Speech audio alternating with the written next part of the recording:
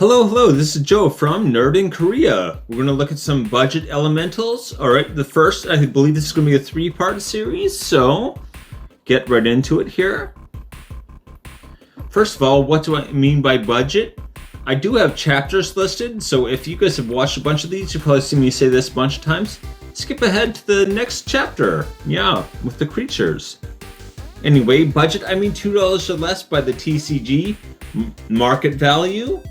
Market value, again, can often be lower even. You can find cards below market value, so that can be good.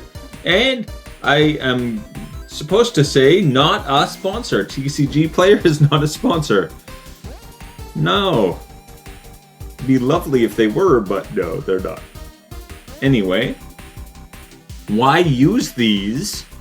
Elementals are a broad and old creature type. Elementals have been around almost since the beginning of Magic, so you can find a very large variety of them that perform a whole bunch of different roles, and yeah, they're commonly used in multiple sets, so there's kind of different functions attached to all kinds of elementals. You can probably find some kind of elemental that does almost anything you need. They often have a lot of synergy with strategies that involve land ramp, which is something you probably want to do anyway. So a lot of more maybe green strategies, elementals synergize very well with. A lot of elementals, as you're going to see, are actually red.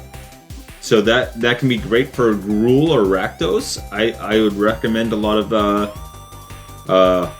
elements with that. But anywho,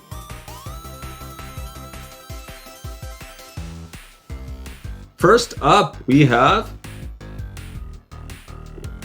Bright Hearth Banneret. Bright Hearth Banneret. Elemental spells and warrior spells you play cost one less to play. So that's great. This is getting a little bit niche on this part. I would normally put something like this in the next video, which is looking at the niche ones. But the second ability, I think, is very broadly applicable. Blah, blah, blah. Anyway, Reinforce 1.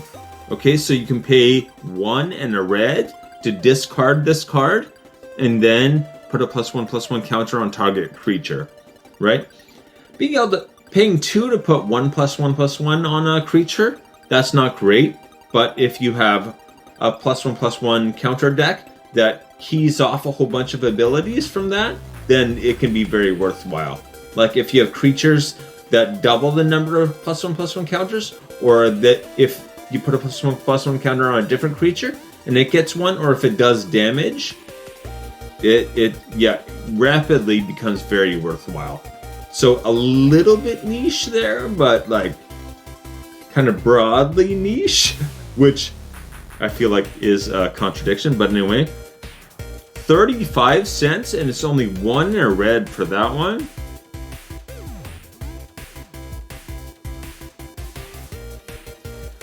Coal Stoker. Alright, so if you cast it from your hand, you can add 3 red mana. Alright, first of all, this is an amazing ability. It's 3 colorless and a red. So if you combine this with like the last card, you would automatically be paying 2 and a red for 3 colored mana. So it's like if you tap your Soul Ring and a mountain, you can make 3 red mana and basically cast this for free. Very, very abusable. The only kind of thing that stops this from being an absolutely like bonkers card is that to add the 3 red mana, you have to cast it from your hand. You can't just flicker this, right? If you could flicker it, if you could just exile and return it, and every time you do that, create 3 red mana, this should probably be like a $15, $20 card. So yeah, that's the only thing stopping this from being really nuts. But anyway, even if you have something where you can return a card to your hand and then play it again, you can easily make this worthwhile. Just if you get even 2 cost reduction things, you're going to be probably creating more mana than you're spending on this, right? So anywho, very good. A little bit of setup to get the most out of it. Definitely a little bit of setup, but even a 3/3 that net costs you 1 colorless. It actually creates more color mana than it requires to cast. For 12 cents, that's just very, very good.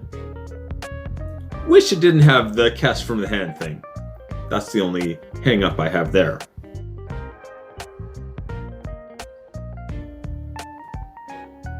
Cinder Elemental. This is one I actually haven't used before, and I looked at it and I was like, why haven't I used this? Oh boy. Okay, pay X and a red to tap and sacrifice it to deal X damage to any target. Any target. A lot of times these effects are only for creatures or something like that.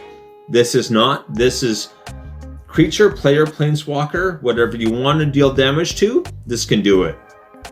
This can solve a lot of problems, and I think a lot of people will, if it's on the board, they're going to be very cautious and play around it. So the kind of effect on the metagame this has, I think, is pretty intense. And for 5 cents, just nuts. Okay, ideally, you want to use this in Gruul is my #1 choice, and Rakdos is #2. Rakdos, because with black, you have a lot of reanimate effects. Green also has reanimate effects. So Gruul, you've got land ramp and reanimate effect. Or effects. Oh boy, yeah. If you can keep putting this back on the battlefield, dumping a whole bunch of mana into it and hitting someone or something with it, you could potentially like take out another player with this in 2 turns, I think, fairly easily. If you've got enough land ramp, then it's gonna hit really hard. And once again, remember, this is an ability, not a spell. So things like counterspell just don't work on it. A lot of times people are underprepared to counter abilities. That's one thing I would point out. That is kind of another hidden advantage of this card. Anyway, it is 5 cents. 5 cents. Shouldn't be 5 cents. That's all I can say.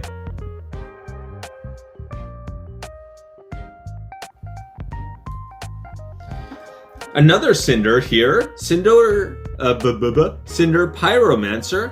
This is specific to players. So unlike the last one where it can hit anything, it does 1 damage to player, which is actually pretty good. It's better than creature. Well, sometimes anyway.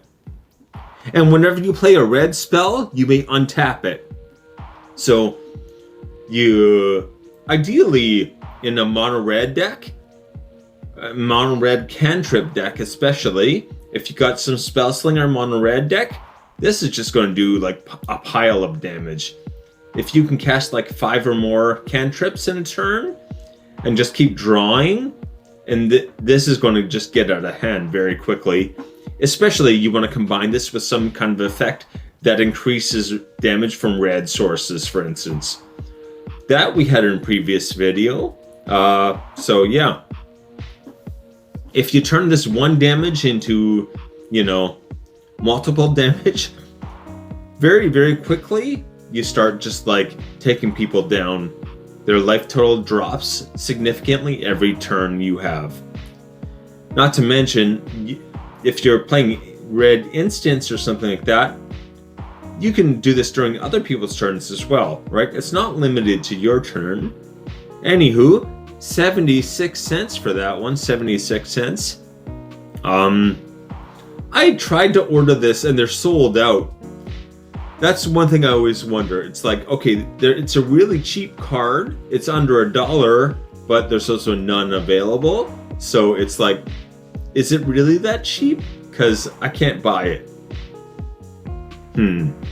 Anyway.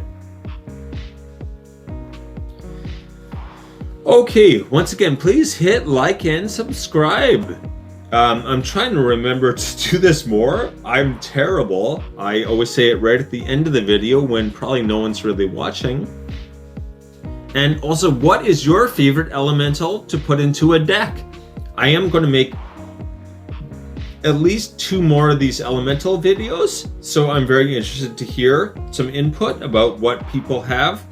The next video is going to be on niche elementals, and then there's kind of like support. So really anything that you think is good, I would be very interested to see on the elemental front. Any kind of feedback is really appreciated. Actually, I just had someone suggest doing like 1 cost mana for commander cards.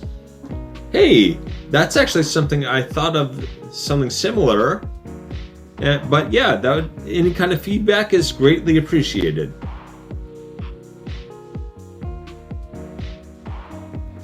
Okay, the top one here. Risen Reef. Okay, maybe you're looking at this and you're like, yeah, I know this card. If you haven't seen this card before, it's crazy. I'm going to get into it right away here. Whenever an elemental enters the battlefield, look at the top card of your deck. If it's a land card, put it straight in, tapped. Again, so you don't get to use it that turn, just every turn after that. And if it's not a land, you just draw the card. Okay, so this is a land ramp card draw engine card. Land ramp card draw engine, what the crazy. Absolutely crazy. The only thing that stops this card from being like $20 or more is the fact that it doesn't say legendary, right? It's just creature, not legendary creature, which is kind of frustrating for me because I pulled one and I was like, oh my god, this must be this is an amazing card. It must be worth so much. And it's like, oh, not legendary. Okay, less than $1 then. Cool, yeah. This, if you are playing an elemental deck, include these colors so you can have this card. I don't know. It's almost like a waste to play elementals without using this because it is such a just monster of a card. If your group is okay with you kind of rule zeroing commanders, play this because I guess the advantage of it not being legendary is that you can make copies of it and then start doing like 2 check every time you play an elemental. And again, elemental enters the battlefield, right? Not cast, enters the battlefield. So if you can make elemental tokens, then hey, there you go. You just start like throwing a whole bunch of cards into either your hand or the battlefield, right? It's like half of the problems that decks have are card draw and mana, right? This is just like, hey, all your problems fixed, 1 card.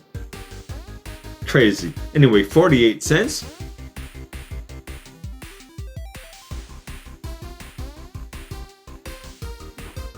Okay, on to the list now. We have Bright Hearth Banneret at 35 cents, Coal Stoker at 12 cents, Cinder Elemental at 5 cents. 5 cents. This will do so much work, even just as a threat. It's worth 5 cents for its actual ability. Whoa, way worth 5 cents. Cinder Pyromancer, 76 cents. And Risen Reef. Definitely by far the number one on this list. Risen Reef. I know I talked a lot about it already, but like, if you're playing elementals, you gotta get this card. It's a waste not to have it. Anywho, alright, thank you very much and take it easy.